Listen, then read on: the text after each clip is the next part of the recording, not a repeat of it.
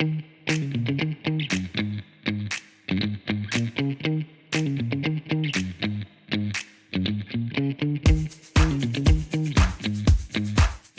everyone.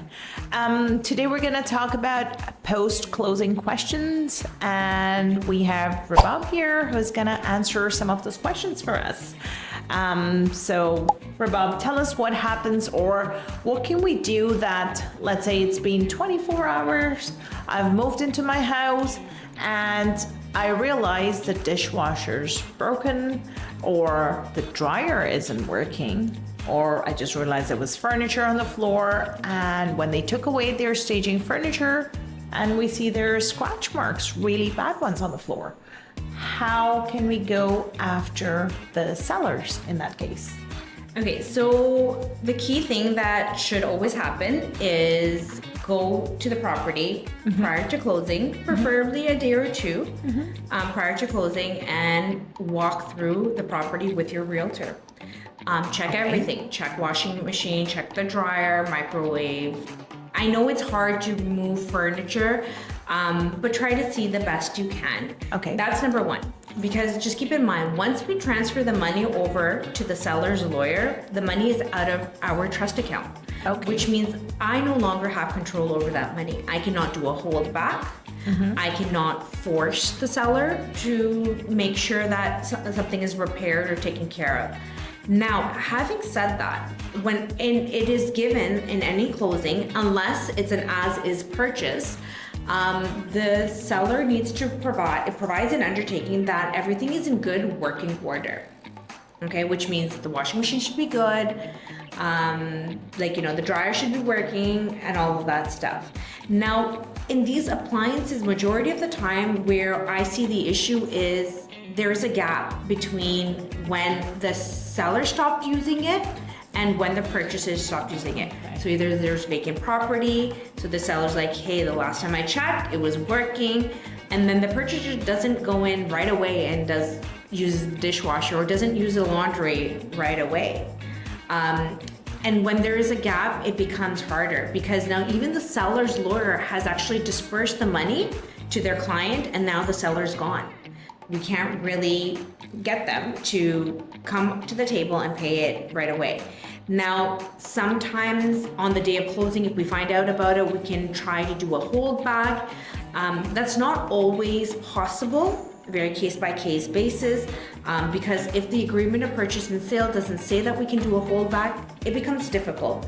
However, if we know something is broken and it's just impossible for us to close, then we can do that. Then we can try to enforce the other side to that we would do a holdback unless this stuff is repaired. We give them about a week or so to do that. Now, another thing that I see often is the house is not in broom swept condition. Yes. It says in the APS the house must be clean, kept in broom swept condition. So the point here is broom swept condition is very different in everybody's mind. Like for you and for me, maybe broom swept condition is supposed to be like spick and span clean. Mine is Molly Maid Service. And for other people, it's just literally brooming the property and making sure that there's no debris on the thing. So because this is interpreted very differently from person to person, we can't really enforce it. Just a tip out there, if you were very particular about making sure the house is clean, get your realtor to put in the APS that we want it professionally clean, steamed floors or steamed carpet. That will help you. Oh, that's a good idea. Now, if you get the house and it's not, like things are broken in there, and we cannot get a hold of the seller's lawyer, or the seller's lawyer cannot get a hold of their client, the only alternate option is small claims court or superior court. So if the damages is under $30,000, you can go to small claims court and put a claim against the seller and sue them for the damages. For small claims court, you can do it yourself. You can get a paralegal, or you can get a lawyer to help you. If the damages are high, if it's like $50,000, $60,000, then you would go to superior court. And for superior court, you will need a litigation lawyer to litigate against the seller. And that's basically the remedy that you can get majority of the time the seller will not come back and repair the dishwasher. They'll say it was in working condition. But if they knew about it, it was broken, I have seen them say, sorry, you know what, okay, it's broken, we'll repair it, or we'll give you $300, $500, we'll repair it, fix it, and it will be, and we'll call it a day. Another tip is get a house inspection done. They definitely don't look at appliances, but they do look at other things like cracks, molds, all of that stuff. They'll look at like leaks, right? They'll inspect the ceiling. If they see a leak, they'll try to inquire a little bit more about it.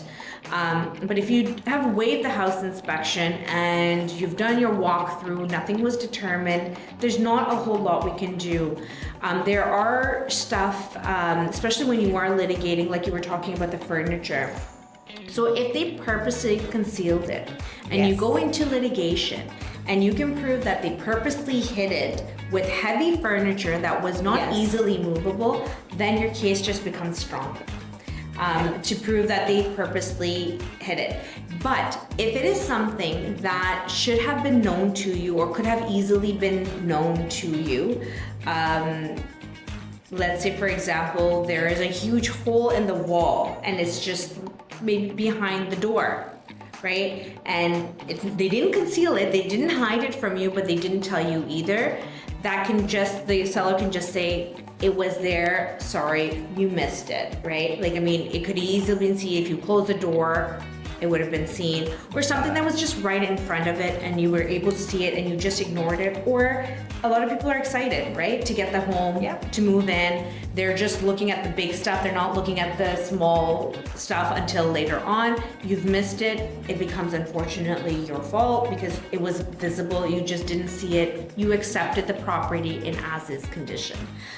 So I just recommend take pictures. If the APS allows, if the listing allows you to take pictures, there are certain listings that say do not take pictures.